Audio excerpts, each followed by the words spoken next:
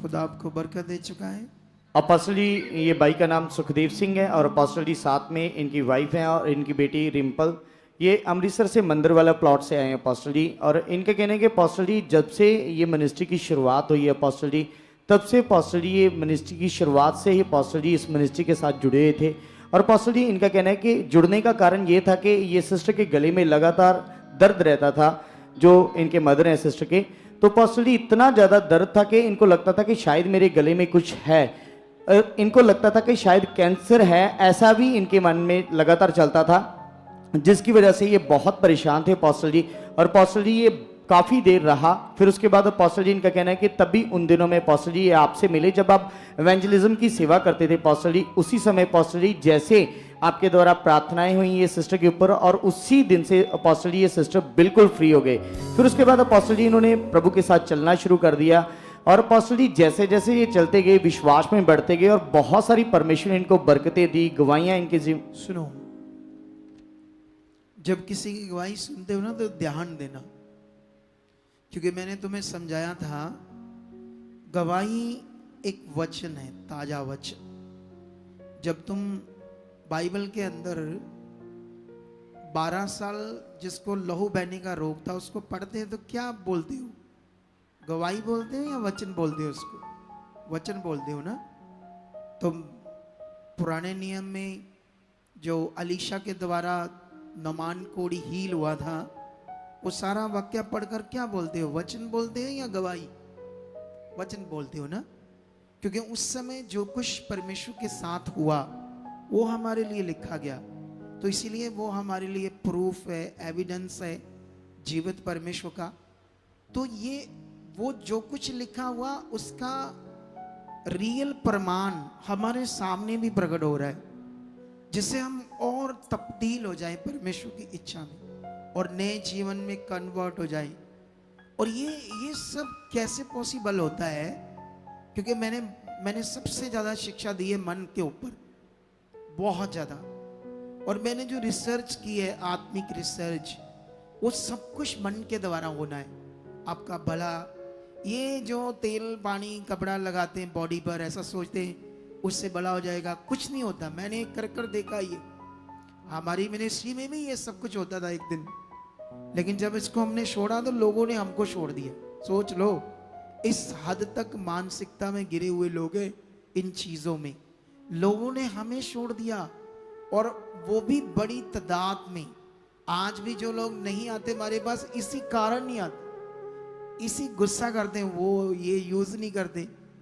हम असली चीज यूज करते, खुदा को आपके लिए यूज करते। कितनों को बात समझ आ रही है? लेकिन लोग शारीरिक है तो उन्हें समझ नहीं आती। लेकिन अभी मैं बताना चाहता हूं इस गवाही का, जो वो क्या कहते हैं, एक शब्द है इंग्लिश का, सस्पेंस, वो बड़ा है। इन्होंने जो बोला उसने भी स्पीड से बोल दिया और आपने भी हो गया काम, बस। उसने कहा ये तब से खुदा के दास को जानते जब खुदा के दास एवेंजलिज्म करते थे, सुसमाचार देते थे। ना कोई मिनिस्ट्री थी, ना मैं कोई अपोस्टल था। ऐसे करके उन्होंने एक शब्द यूज किया आपके सामने, इस फैमिली को लेकर। सोच लो, और ये वो फैमिली है जिनके घर में मैंने कम से कम 100 बार से भी ज्यादा बैठकर खाना खाया होगा इनके घर में। सोचो, एवेंजलिज्म टाइम। लेकिन फिर क्या होता है, वो सारा बदलाव। इनके गले में एक रोग था जिसे इनके डाउट रहता था, शायद जैसे दुष्ट भी दिमाग में डाल देता है ना, कभी कभी कोई बीमारी हो तो हमारे अंदर एक डर सा बना रहता है। तो शायद इनके अंदर एक डर बना हुआ था कि मैं इतनी दवाई खाती हूँ, ये ठीक क्यों नहीं होता, कैंसर ना हो, ऐसा करके। लेकिन बहुत सारी ब्लेसिंग आई उन दिनों, बड़ी ब्लेसिंग आई इनको जब हमारे साथ जुड़े, और मैंने जो इन्हें टीचिंग दी, जो भी मेरे पास उन दिनों में शिक्षा दी, जितना मैं जानता था परमेश्वर के बारे, और सब कुछ इन्हें बता, बहुत अच्छा चल रहा था। फिर क्या लिखाया इन्होंने, जो लिखाया वो बताओ। फिर पास्टर जी इनका कहना है कि जैसे जैसे ये रेगुलर मीटिंग में आते थे और जो जो आपसे सीखते थे पास्टर जी, उन पॉइंट्स को पकड़ने के बाद परमेश्वर ने इनको बहुत ज़्यादा ब्लेस किया पास्टर जी। बहुत सारी इनकी ज़िंदगी में ब्लेसिंग्स की गवाहियाँ बनी और पास्टर जी ये बढ़ते जा रहे थे। और पास्टर जी आप ये मिनिस्ट्री भी उस समय 2017 में जब शुरू हुई तो पास्टर जी बढ़ती जा रही थी। जैसे आपने एक बड़ा मन बनाया था पास्टर जी, ये मिनिस्ट्री उस समय बढ़ती जा रही थी। थोड़े से लोगों के साथ ये मिनिस्ट्री जब शुरू हुई थी उस समय से पास्टर जी ये साथ हैं। तो पास्टर जी इनका कहना है कि लेकिन उसके बाद पास्टर जी चलते समय इनका कहना है कि 2022 के करीब इनका मन नॉर्मल हो गया इस मिनिस्ट्री के साथ, आपके साथ। और पास्टर जी कुछ बातों से इन्होंने अपना मन खराब किया और 2022 में पास्टर जी इन्होंने इस मिनिस्ट्री को छोड़ दिया और टूट के किसी और जगह पे जाना शुरू कर दिया पास्टर जी। और पास्टर जी इनका कहना है कि जा तो रहे थे वहां पे, लेकिन जो ज्ञान जो टीचिंग आपके द्वारा परमेश्वर हमें बताते हैं वो इनको मतलब इनके अंदर बैठी हुई थी। जी पास्टर जी। जो शिक्षा मैंने दी थी इतने साल, वो इनके दिमाग में बैठी थी। चले पावे गए थे वहां, जी पास्टर जी। फिर क्या होता? फिर पास्टर जी वहां की रीतियां भी ये अपनाते वो थे। मटेरियल तेल पानी शुरू हो गया फिर। जी पास्टर जी। अच्छा फिर पास्टर जी इसी दौरान दुष्ट को मौका मिला इनकी जिंदगी में काम करने का कि ये भाई सुखदेव सिंह जी पास्टर जी इनके जीवन में लगातार ये बीमार रहना शुरू हो गए पास्टर जी। तभी से 2022 से लगातार फीवर रहता था पास्टर जी और घबराहट रहती थी। कुछ भी ऐसे जैसे वॉशरूम में जाते थे तो गिर जाते थे पास्टर जी, खाना नहीं खा पाते थे, पूरे दिन में एक आधी रोटी खाते थे। ऐसे करके पास्टर जी लगातार इनकी सेहत डाउन होती जा रही थी पास्टर जी। फिर लोकल डॉक्टर से दवाइयां खा रहे थे, कोई फर्क नहीं पड़ रहा था पास्टर जी। उस समय की तस्वीरें हैं पास्टर जी हमारे पास।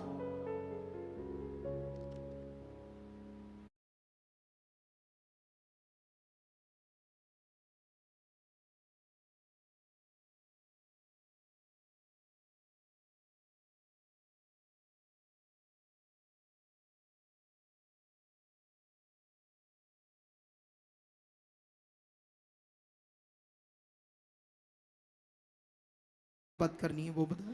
और पास्टर जी इनका कहना है कि रात को सपने में दुष्ट आत्माएं इनके ऊपर अटैक्स करते थे और इनका कहना है कि कभी किसी रूप में कभी किसी रूप में इनको दिखाई देते थे। रात को ऐसे थप्पड़ भी लगाते थे दुष्ट आत्मा इनको। ऐसे करके पास्टर जी कई बार गला दबाते थे। मतलब पूरी तरह इनकी जिंदगी नरक बन रही थी पास्टर जी। इतना ज्यादा इनका जीवन खराब हो चुका था। और पास्टर जी इनका कहना है कि 2022 से लेकर लगातार यहाँ पर आने से पहले पास्टर जी दवाइयाँ खा रहे थे, कोई फर्क नहीं पड़ रहा था। फिर पास्टर जी जब इन्होंने चेकअप करवाया तो पता चला कि इनकी एक राइट साइड का गुर्दा किडनी जो है पास्टर जी वो सिकुड़ चुकी है।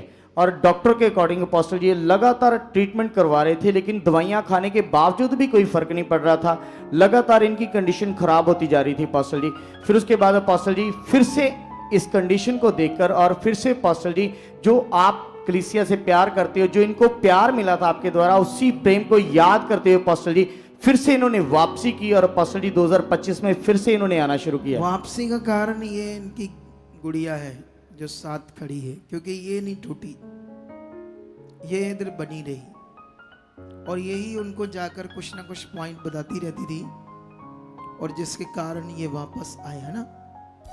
तो ये प्रॉब्लम है बलीवर्स के अंदर। और प्रॉब्लम ये कब आती है? जब हम शरीर में चले जाते हैं, बुद्धि लगाते हैं।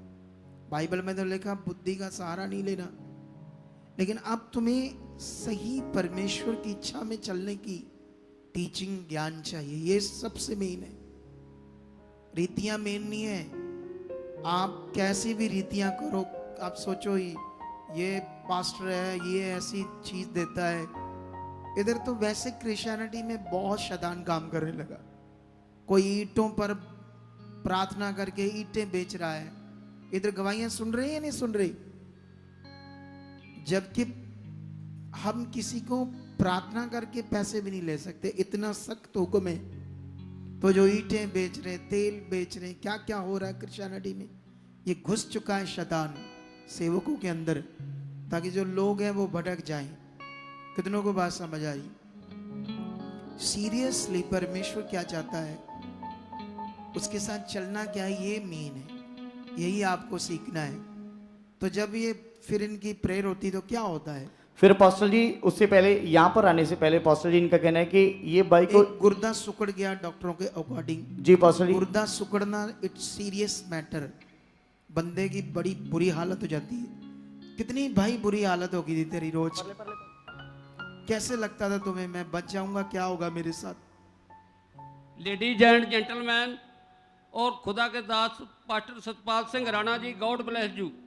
अच्छा जी, जय मसीह की। नहीं, क्या क्या होता था मैं 3-4 आपको? ਸਾਲ ਤੋਂ ਬਿਮਾਰ ਰਹਿੰਦਾ ਸਾਂ। हाँ, ਮੈਨੂੰ ਇਹਦੇ ਦੁਸ਼ਟ ਦੇ ਅਟੈਕ ਹੁੰਦੇ नहीं ਸੀ। जब आप बीमार थे हाँ जी। आपके साथ क्या हो रहा था? ਉਸ ਟਾਈਮ कैसे feel ਜਦੋਂ करते थे ਅਟੈਕ आप? ਹੁੰਦੇ ਸੀ ਉਦੋਂ ਮੇਰੇ ਵਾਲ ਖਿੱਚੇ ਜਾਂਦੇ ਸੀ, ਚਪੇੜਾਂ ਵੱਜਦੀਆਂ ਸੀ। नहीं, जैसे तुम्हारे अंदर जो बीमारी आ गई, ਹਾਂਜੀ गुर्दा खराब हो गया, ਹਾਂਜੀ शरीर में दर्द था, बुरा हाल था, खाना पीना छूट रहा था, ਹਾਂਜੀ। क्या सोचते थे क्या होगा मेरे साथ? ਉਸ ਟਾਈਮ ਮੇਰੇ ਕੋਲ ਤੁਰਿਆ ਨਹੀਂ ਸੀ ਜਾਂਦਾ। ਜਦੋਂ ਵੀ ਤੁਰਦਾ ਹਾਂ ਉਸੇ ਟਾਈਮ ਮੈਂ ਡਿੱਗ ਪੈਂਦਾ ਹੈ। नहीं, वो तो ठीक है, ਹਾਂਜੀ। आप सोचते थे क्या क्या फील करते थे उस? ਇੱਕ ਪੇਟ ਦੇ ਵਿੱਚ ਮੇਰਾ ਗੋਲਾ ਵੀ ਘੁੰਮਦਾ ਸੀ ਮੇਰੇ ਪੇਟ ਦੇ ਵਿੱਚ ਜੀ, ਉਹ ਵੀ अच्छा। ਠੀਕ ਹੋਇਆ ਜੀ। ठीक है, चलो कोई बात नहीं, परमेश्वर आपको बरकत दे बहुत सारी। लेकिन देख लो, हाँ हाँ, कोई बताओ। जैमसी दी पोस्टर जी। हाँ, जय मसीह। पोस्टर जी, मैं बताना चाहती हूँ कि जैसे मेरे फादर हैं 4 साल से बहुत बीमार थे। इतने बीमार थे कि मतलब मैं यहाँ पर सेवा करती थी तो मेरी सिस्टर का मुझे कॉल आता था, बड़ी सिस्टर का। वो बोलती थी कि रिम्पल एक बार घर जाके इनको मिला, मतलब शायद आज हैं, सुबह तक शायद नहीं है। सच में वो ऐसे बोलती इतना थी बुरा मुझे, हाल था। ऐसे बोलती ऐसे थी। बोलती थी बहन। और जब वो मुझे बोलती थी तो मैं रोती थी। एक बार ऐसे हुआ कि मुझे थर्सडे की संगति चल रही थी और मुझे कॉल आया कि पापा जी को रात को वॉशरूम गए 2:30 बजे और गिर गए और उनको मतलब कोई होश नहीं है और दिन में सिर्फ एक रोटी खा रहे हैं और पता नहीं अभी बचेंगे या नहीं बचेंगे। मुझे ऐसे उन्होंने, मेरी सिस्टर ने बोला। मैं संगति सुनकर मतलब यहाँ से जब हटी और मैंने मन में, जैसे आप सिखाते हो कि जब तूने मुझे प्रॉब्लम भी बतानी, किसी ने भी प्रॉब्लम बतानी, ये नहीं बोलना कि मुझे ये प्रॉब्लम है, ये बोलना है कि यीशु के नाम से ये प्रॉब्लम अब नहीं है। तो मैंने आपसे छुट्टी लेनी थी, मैं आपके पास गई, मैंने बोला पोस्टर जी मेरे फादर बिल्कुल ठीक है।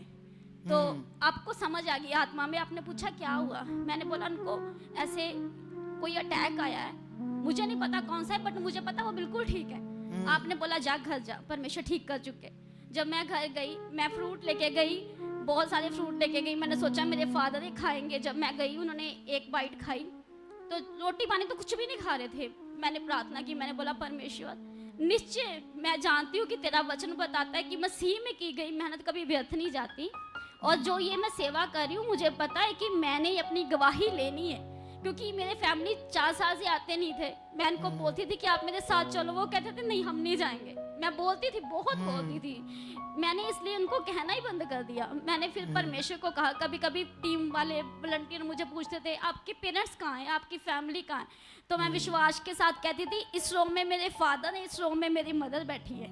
मैं ऐसे विश्वास से बोलती थी। मुझे पता था कि जो मैंने सीखा है खुदा के दास से, जो वचन है, जो वचन की अहमियत है, निश्चय मैं गवाही के साथ आऊँगी। मुझे पता था कि मैं अपनी फैमिली के साथ गवाही दूंगी। और जब मुझे पता है कि जब मेरी मम्मा ने जब यहाँ पर आए, वो उन्होंने आपके द्वारा चंगाई हुई, वो चंगे हुई। उसके बाद मेरे फादर जब इतनी बुरी हालत में थे कि उनसे चला नहीं जाता था, एक कदम चलते थे गिर जाते थे।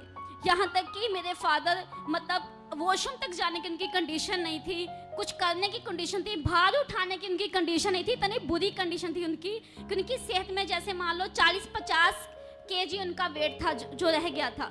लेकिन पोस्टर जी मैं आपको बताना चाहती हूँ, जिस दिन आपके द्वारा प्रार्थना हुई, घर गए, मुझे कॉल आया मम्मा का। मम्मी बताते हैं कि आज तेरे पापा ने कभी रोटी नहीं मांगी, खुद जबरदस्ती खिलाते थे कि जा रोटी, मतलब मम्मी खिलाते कि खा ले, तू मत जाना नहीं तो खा ले, रोटी खा ले। लेकिन उस दिन पापा ने जाते बोले मुझे भूख लगी, मुझे रोटी दे।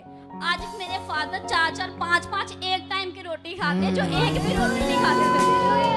और सच में मैं परमेश्वर का बहुत धन्यवाद करती हूँ। आज मेरे पेरेंट्स मेरे साथ हैं। सच में मैं इस चीज को मतलब बयान नहीं कर सकती। मेरी बहुत बड़ी गवाही परमेश्वर ने बना दी, जैसे वचन में लिखा। तू क्योंकि ये यहाँ सेवा करती थी तो बीच बीच में मिलना होता था तो मैं उत्साहित करता था, पॉइंट देता था इन्हें।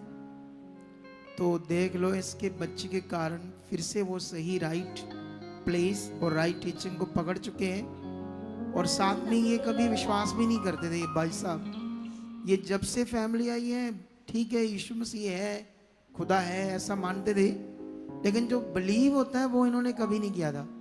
लेकिन जब इतनी बीमारी के बाद जब ये चंगाई पाते हैं, तब से ये भी पूरा मन बना चुके हैं खुदा के साथ। तो तारीफ करो इस बड़ी गवाही के लिए, जोर से हालेलुया।